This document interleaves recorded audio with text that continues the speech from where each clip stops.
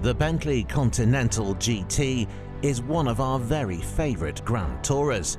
Designed to cover vast distances at great speed and in great comfort, it's the perfect representation of what a Bentley should be. With its W12 motor producing 626 brake horsepower, it can hit 62 from rest in just 3.7 seconds, onto a top speed of 207 miles per hour. You might imagine then, with figures like that Bentley would be happy enough to leave the Continental alone for a few years until it's due a midlife update. However, you'd be wrong. This is the all-new Continental GT Speed, and as the name suggests, it's even faster. The massive 6-litre twin-turbocharged W12 engine remains in place, but this time it's been tuned up to 650 brake horsepower. The result is a 0 to 62 time of 3.6 seconds, just a tenth of a second faster than the standard car. The top speed seems similarly restrained too, adding just 1 miles per hour to the standard cars. So, if the so-called speed isn't actually much faster than the standard car, what has Bentley changed? Well, along with the extra power and torque extracted from the engine, the 8-speed dual-clutch gearbox has also been tweaked. In sport mode, shifts are now twice as fast, while the exhaust has also been altered to produce what Bentley calls greater character.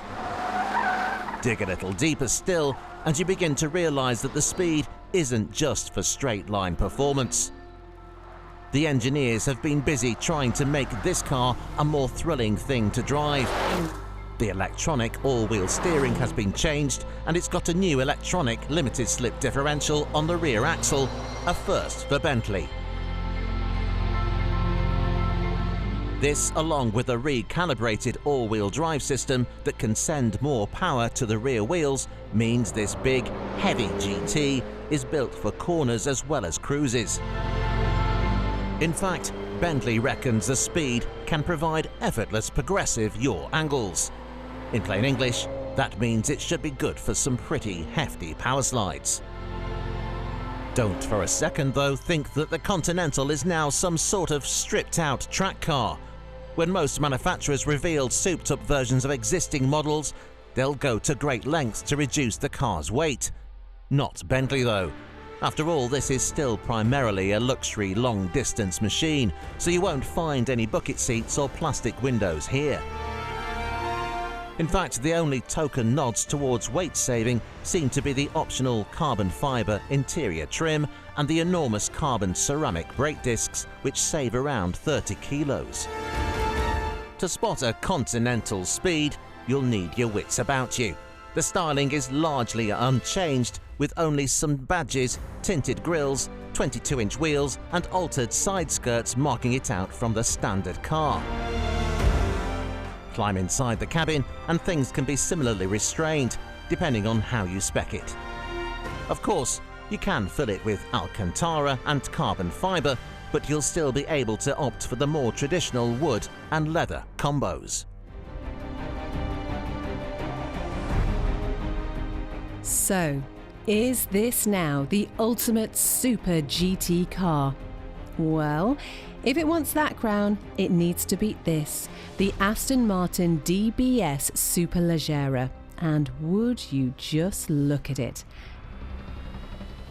Every inch an Aston, the vast DBS turns heads wherever it goes, and yet it still looks classy. Make no mistake though, the DBS is an animal. The 5.2-litre twin-turbo V12 pumps out a staggering 715 brake horsepower, powering the flagship Aston from 0 to 62 in 3.4 seconds onto a top speed of 211. It just about has the Bentley beaten for speed then, but inside, the DBS simply can't compete. The Bentley's interior feels special, but in the Aston, it doesn't look or feel as good as the price tag would suggest. As beautiful and powerful as the Aston Martin is though, it seems like the Bentley Continental GT Speed could be the new go-to Super GT car. It enhances the standard car, but it doesn't shout about it. It'll keep up with a supercar, but cosset you in luxury. And that surely is what Grand Tourers are all about.